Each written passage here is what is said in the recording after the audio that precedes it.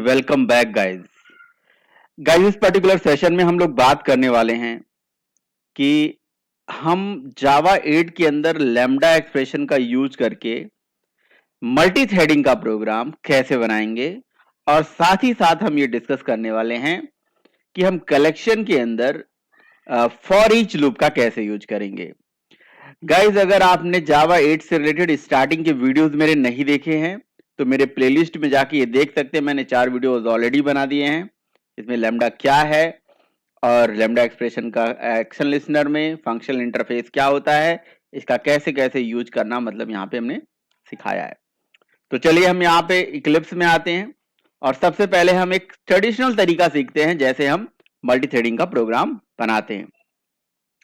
देखिए नॉर्मल तरीके से जब कभी भी आप मल्टी थ्रेडिंग का प्रोग्राम बनाते हो तो उसके लिए थ्रेड के प्रोग्राम को बनाने के दो तरीके होते हैं, या तो थ्रेड क्लास को एक्सटेंड करके और एक रनेबल इंटरफेस को इंप्लीमेंट करके। तो देखिए थ्रेड क्लास को एक्सटेंड करके करने वाला अप्रोच जो है वो मैं यहाँ पे डिस्कस नहीं कर रहा हूं। मान लीजिए कि मेरे पास ए नाम की कोई क्लास हो, है ना, और यहाँ पे हमें रनेबल इंटरफेस को इंप्लीमेंट करके प्रोग्राम बनाना है। तो हमने यहाँ इंप्लीमेंट कर दिया रनेबल। ये ए नाम से थोड़ा अच्छा नहीं लग रहा है, इसको हम माई थ्रेड रख लेते हैं, माई थ्रेड नाम की क्लास, और इंप्लीमेंट यहाँ पे हमने कर दिया रनेबल इंटरफेस।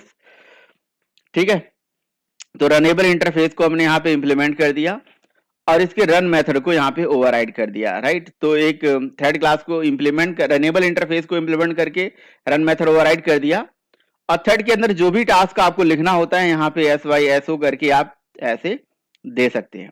ओके, सो इसके बाद हमें अगला स्टेप क्या करना होता है, अब हमें थ्रेड क्लास का ऑब्जेक्ट क्रिएट करना होता है।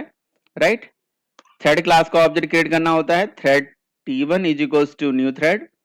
ठीक है, फिर उस क्लास का ऑब्जेक्ट बनाना पड़ता है जो रनेबल इंटरफेस को इंप्लीमेंट कर रही है, यानी कि माई थ्रेड।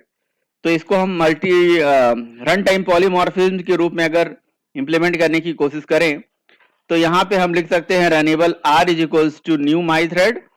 हमारी क्लास का जो टाइप है वो रनेबल टाइप का, इसलिए मैंने रनेबल का जो ऑब्जेक्ट है वो यहाँ पे पास कर दिया। राइट, अब ये रनेबल का रेफरेंस हम अपने एक्चुअल थ्रेड क्लास के कंसिडर में दे देंगे and then T1 dot start method चलाएंगे। राइट, तो ये ट्रेडिशनल तरीका है हमारा एक थ्रेड चलाने का।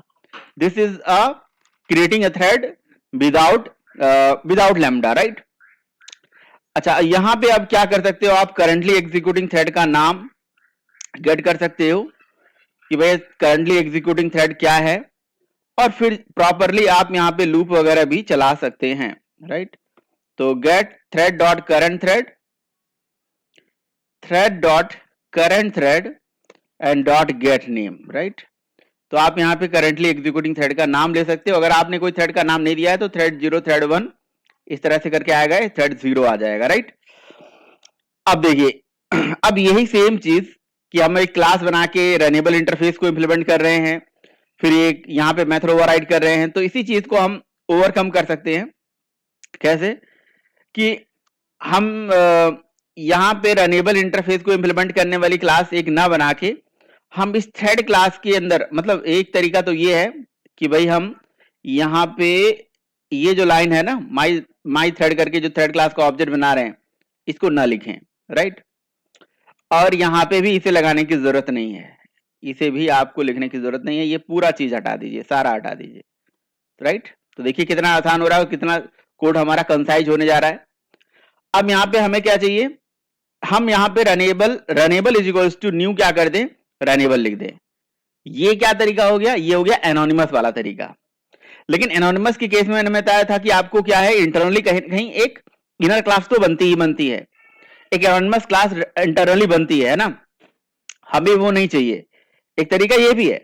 ठीक है, और यहाँ पे आप चाहे तो आप लगा के देख सकते हैं system dot out dot println, यहाँ पे मैं लिख देता हूँ thread dot current thread and dot get name. ठीक है, तो गेट आईडी रख दीजिए, कोई बात नहीं, थ्रेड करंटली एग्जीक्यूटिंग थ्रेड की आईडी आ जाएगी। ठीक है, यानी कि थ्रेड चल रहा है। ये भी हमें नहीं करना है ना, ये भी हमें नहीं करना है। हम इसी को कैसे इंप्लीमेंट करना चाहते हैं, इसी को हम लैम्डा एक्सप्रेशन से रिप्रेजेंट करना चाहते हैं। तो लैम्डा एक्सप्रेशन कहता है कि भैया आप ऐसे क्या लगाइए, पैरेंथेसिस लगाइए, यानी कि जो आप मेथड बनाना चाह रहे थे उस मेथड के लिए पैरेंथेसिस लगाइए। उसके बाद यहाँ ऐसे लगाइए लेमडा का अपना साइन, सॉरी यहाँ नहीं, यहाँ पे लेमडा का साइन लगा दीजिए, राइट। अब आप ये देखिए कि थ्रेड के अंदर एक स्टेटमेंट है, एक से ज्यादा स्टेटमेंट है। अगर एक स्टेटमेंट है तो सीधे system dot out dot println यहीं पे लिख दीजिए, और जो भी थ्रेड, जैसे आप थ्रेड का नाम प्रिंट करना चाह रहे थे ना, तो थ्रेड डॉट करंट थ्रेड और डॉट गेट नेम, ओके, ये देखिए, राइट। तो गाइस ये देखिए कि वो जो कोड, उतना सारा कोड जो आप अलग अलग स्टेप में लिख रहे थे, अच्छा उसके बाद रनेबल का जो ऑब्जेक्ट है, रेफरेंस है, वो यहाँ पे हमने पास कर दिया। वो जो अलग अलग स्टेप आप इतने लाइन में लिख रहे थे, उसी चीज को हमने क्या कर लिया, यहाँ पे कितने आसानी से छोटा कर लिया।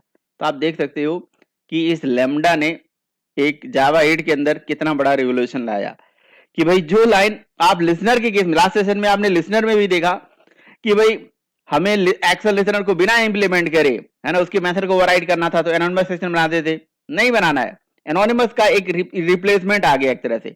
एनोनिमस इनर क्लासेस जहां जहां आप यूज करते थे, वहां नहीं यूज करना है आप उसे, वहां पे लैम्डा एक्सप्रेशन आप यूज करिए, राइट। तो यहां पे आप देख सकते थे कि रनेबल इंटरफेस को runnable is equals to new, और यहाँ एनोनिमस इनर क्लास भी नहीं बनाना है। यहाँ पे इंटरनली मैंने आपको बताया भी था कि कोई इनर क्लासेस नहीं बनती हैं, मैंने चला के दिखाया था लास्ट सेशन में, अगर आपने नहीं देखा तो देखिए, मैंने दिखाया भी था। और आप यहाँ पे जब इसका बाइट कोड जहां पे बन रहा होगा, वहां जाके देखिएगा कोई क्लास इसके लिए नहीं बनेगी, बट एनोनिमस के केस में वो क्लास एक्स्ट्रा बनती है, राइट। गैस ये जो लाइन आपने लिखा है ना, मैं इसे भी नहीं लिखूंगा, एक लाइन इसे भी कम कर सकते हो आप। अच्छा एक चीज तो पहले यहाँ पे मैं क्लियर कर दूं, जैसे मान लीजिए कि आपके पास एक से ज्यादा स्टेटमेंट है, जैसे लूप चलाना है, अब थ्रेड है तो थ्रेड ही लूप वूप चलता ही चलता है। तो अब यहाँ पे मान लीजिए कि आपको एक से ज्यादा स्टेटमेंट हो जाते हैं लेमडा के केस में, तो आपको पता क्या करना चाहिए, यहाँ पे करली ब्रैकेट ओपन एंड करली ब्रैकेट क्लोज, ओके, ऐसे कर लेना चाहिए एक से ज्यादा स्टेटमेंट के केस में, ओके।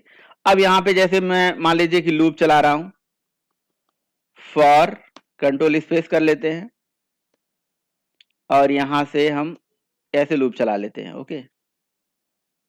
यहां से ये लाइन इसके अंदर डाल देते हैं, और यहाँ पे हमारे पास कुछ लेंथ नहीं है आरजीएस, तो यहाँ पे हम 5 टाइम लिख देते हैं, तो 5 टाइम तक ये लूप चलेगा, और यहाँ पे सेमीकोलन लगा देते हैं, राइट, ठीक है। तो देखिए अब क्या है कि एक से ज्यादा स्टेटमेंट के लिए हमेशा और हमेशा जब भी आप एक से ज्यादा स्टेटमेंट लेमडा में लाएंगे, तो आपको ऐसे करली ब्रैकेट ओपन और करली ब्रैकेट क्लोज करना होगा, और उसके बाद यहाँ पे आपको स्टेटमेंट लिखना होगा, राइट। तो लिख दिया हमने, 0 से लेके 5 टाइम तक चलेगा, यानी कि 6 टाइम तक ये जो है देखिए थ्रेड क्लास का नाम प्रिंट करके दे देगा। आप थ्रेड क्लास का नाम न प्रिंट करा के यहाँ पे, या थ्रेड क्लास के नाम के साथ साथ आप इस आई की वैल्यू भी इसके अंदर प्रिंट करा सकते हो, क्योंकि एक से ज्यादा स्टेटमेंट यहाँ पे और भी दे देते हैं। यहाँ पे आई की जो वैल्यू है वो प्रिंट करा देते हैं, है ना, ये देखिए, राइट। तो इसे चला दीजिए, ये देखिए हो गया ना, ओके, 0 से लेके 4 तक, अच्छा ठीक है, लेस देन लगाया हुआ है इसलिए, ओके। सो गाइज ये देखिए यहाँ पे इतनी आसानी तरीके से बन गया ना।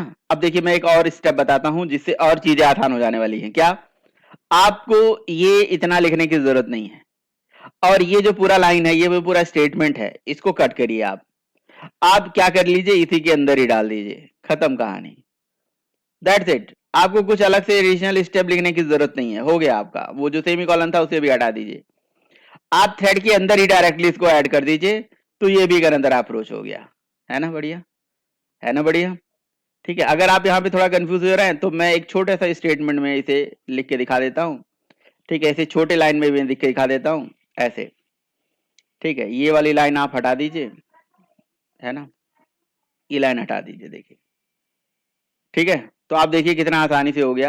अगर आपके थ्रेड क्लास में एक ही लाइन है, और आपको एक लाइन का कोई थ्रेड बनाना है जिसमें एक छोटा सा काम करना है, एक लाइन का कोई स्टेटमेंट लिखना है, तो बताइए इससे आसान तरीका तो कुछ हो ही नहीं सकता है। क्या आपने लिखा thread T1 equal to new thread, और यहाँ पे लेमडा लगाया, और इसके बाद यहाँ पे सीधे आपने उस पर्टिकुलर थ्रेड का जो नाम है ये प्रिंट करा लिया। तो ये मेन में चला रहा हूँ, नहीं मैं अलग से थ्रेड बनाया हूँ, तो इसलिए मेरा थ्रेड 0 प्रिंट करके दिखाएगा, ठीक है, क्योंकि ये थ्रेड क्लास का अलग से ऑब्जेक्ट बना है। तो यहाँ पे हम कौन सा अप्रोच यूज कर रहे थे थ्रेड क्लास को बनाने का, थ्रेड बनाने का, वो है रनेबल इंटरफेस को इंप्लीमेंट करके। तो मतलब हम क्या है कि एक एनोनिमस सेक्शन बनाते, फिर रनेबल में होल्ड करते, फिर उस रनेबल का ऑब्जेक्ट यहाँ डालते, इंस्टेड ऑफ डूइंग दिस हमने सीधे इसी के अंदर ही बना दिया, ठीक है। तो ये भी एक अनदर अप्रोच है ना। तो ये अलग अलग तरीके हो गए, बट अब आप थ्रेड बनाने के लिए वो लेंथी कोड लिखने की आपको जरूरत नहीं है जो इतना बड़ा बड़ा आप कोड लिखते थे। अब आपको थ्रेड बनाने के लिए वैसे जो रीडेबल कोड है, ये भी एक रीडेबल कोड है ना, समझने के लिए ये बढ़िया है आपके लिए। ठीक है, कि रनेबल टाइप का आपने रेफरेंस बनाया, लैम्डा लगाया, ठीक है, रन मेथड को जो ओवरराइड करना था उसी मेथड का ही एक रिप्लेसमेंट हो गया ये लैम्डा एक्सप्रेशन, राइट। और उसके बाद आपने रनेबल टाइप का जो ऑब्जेक्ट है यहाँ पे पास कर दिया। ठीक है, तो गाइस इस तरह से आप थ्रेड को कितना आसानी से बना सकते हो, जैसे मैंने बताया एक्शन लिसनर को कितना आसानी से कर सकते हो, पिछले सेशन में बताया था। चलिए अब आपको ना मैं एक अनदर एग्जांपल बताता हूं। वो एग्जांपल है मेनली किससे रिलेटेड, वो है आपका ये है आपका एरे लिस्ट से रिलेटेड। ठीक है, एरे लिस्ट कलेक्शन जो भी है, ठीक है, तो उससे रिलेटेड हम इसे करते हैं। चलिए अब मान लीजिए कि आपके पास एक एरे लिस्ट है, एरे लिस्ट आपने क्रिएट करा, एरे लिस्ट क्रिएट किया जो कि किसी भी टाइप का बना लीजिए। ठीक है, क्योंकि लैम्डा ने एरे लिस्ट में, लिसनर में, थ्रेड क्लास के अंदर अलग अलग जगहों पे जिस तरह से अपना एक कह सकते हो कि वैल्यूएबल, कह सकते हो इंपॉर्टेंट, वैल्यूएबल और इंपॉर्टेंट छाप छोड़ा है, उसी चीज को हम पढ़ रहे हैं कि उससे क्या क्या चीजें हो सकती हैं। That is very important. तो इन सारी चीजों को जो ना अपने यूज में लाइए आप, अगर आप जावा 8 पे काम कर रहे हैं एटलीस्ट, और मिनिमम तो जावा 8 पे काम करना ही चाहिए। ठीक है, तो ये सारा चीज जो है मतलब आप यूज करिए ही करिए। ठीक है, जब भी आप थ्रेड चलाइए तो इसे यूज करिए। जब आप यूज में लाओगे, जब आप प्रैक्टिस में लाओगे ना, तभी लैम्डा एक्सप्रेशन को पढ़ने में मजा आता है। ओके, अब चूंकि मैं अपने जो बहुत सारे सेशंस हैं उसमें मैं इसलिए नहीं बताता, क्योंकि जैसे मान लीजिए मैं लैम्डा एक्सप्रेशन नहीं पढ़ाया हूं और उसको डायरेक्टली अगर प्रोग्रामिंग में इंप्लीमेंट करने लगूं तो वो थोड़ा सा दिक्कत हो जाती है लोगों को समझने में, राइट। तो एक लिए मैंने एक एरे लिस्ट क्रिएट कर दिया और इस एरे लिस्ट में मैंने इतने सारे आइटम ऐड कर दिए। जेनरिक नहीं बनाया इसलिए येलो मार्क आ रहा है, कोई बात नहीं। अब क्या करना है जी, मुझे इसके एलिमेंट को एक एक करके निकालना है। तो पहले क्या क्या तरीका होता था, पहले तरीका होता था वो इटरेटर चलाओ, इटरेट चलाओ, है ना, बहुत सारे तरीके से इटरेटर चलाओ, इटरेटर मेथड चलाओ, इटरेटर ऑब्जेक्ट चलाओ, या फॉर ईच लूप चला लो, या फॉर लूप चला लो, जो भी है। बट अभी जावा 8 के अंदर जो हमारे पास एक अनदर अप्रोच है वो है फॉर ईच, समझ रहे हो। तो एक मतलब ये फॉर लूप या फॉर ईच लूप, तो ये जावा का जेन्युइन तरीका हो गया कि भाई लूप के थ्रू हम डेटा निकाल सकते हैं। बट एरे लिस्ट के अंदर ही फॉर ईच नाम का मेथड है, इसे भी हम काम कर सकते हैं। बट आप यहाँ पे देखिए, यहाँ पे लिखा हुआ कंज्यूमर एक्शंस। तो ये कंज्यूमर एक्शंस क्या है, बेसिकली ये कंज्यूमर और ये सारा चीज जो है आपको मैं आगे बताऊंगा। ये फंक्शनल इंटरफेस है, मेनली फंक्शनल इंटरफेस टाइप का लिया गया है। बहुत सारे प्री डिफाइंड फंक्शनल इंटरफेसेस जावा ने बना के दिए हुए हैं, जिसके बारे में मैं आपको आगे डिस्कस करूंगा। But C colon for each लिखने के बाद आप देखिए यहाँ पे क्या है कि स्टेटमेंट क्या लिखेंगे। स्टेटमेंट आपको फंक्शनल के केस में आपको ऐसे लगाना है, क्या ऐसे लगाना है, पैरेंथेसिस और उसके बाद डैश करके यहाँ पे लैम्डा का साइन, और system dot out dot println के अंदर आपको जो भी डेटा ट्रेवर्स कराना है। तो यहाँ पे फिलहाल एक पैरामीटर लेंगे, क्योंकि हम चाहते हैं कि जो हमारे पास डेटा है रन टाइम पे, एक्स वाला डेटा, मतलब जो भी इस एरे लिस्ट का जो डेटा है एक्स वेरिएबल में स्टोर हो जाए, अपने आप स्टोर हो जाएगा, और उस एक्स को यहाँ पे हम प्रिंट कर देंगे, राइट। तो देखिए इतने आसान तरीके से यही सेम काम हमारा हो जाने वाला है। इसको ऐसे लगा देते हैं।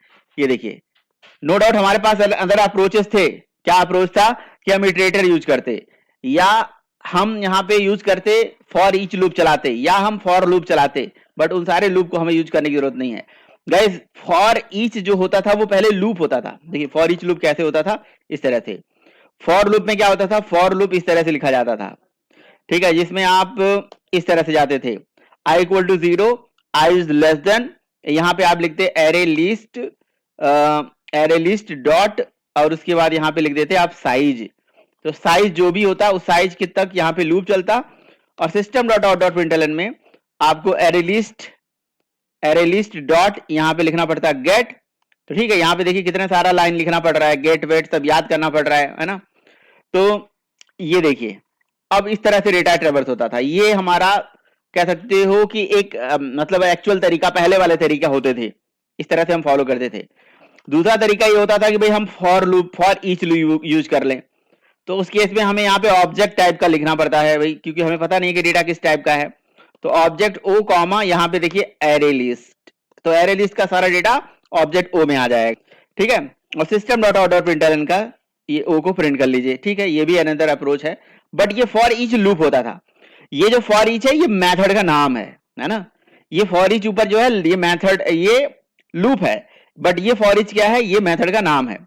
तो फॉर लूप से भी आ रहा है, फॉर ईच लूप से भी आ रहा है डेटा, और ये फॉर ईच मेथड से भी आ रहा है। ये फॉर ईच मेथड जावा 8 से है, ठीक है। ये देखिए सारे तरीके से डेटा आ रहा है, कहां तक, 80 तक। तो ये 80 तक पहले वाले से आ गया फॉर लूप से, ये हो गया फॉर ईच लूप से, और ये हो गया हमारा फॉर ईच मेथड से, राइट। तो गाइस आपको शायद ये सारी चीजें बहुत अच्छी लगी होंगी। अगर अच्छी लगी हो ना तो जरूर आप लाइक करिए यार, और कमेंट जरूर करिए। अगर कोई क्वेश्चन है तो वीडियो को शेयर करिए। चलिए चलिए मिलते हैं अगले वीडियो में, जिसमें और आगे की चीजें बात करेंगे। Thank you so much guys.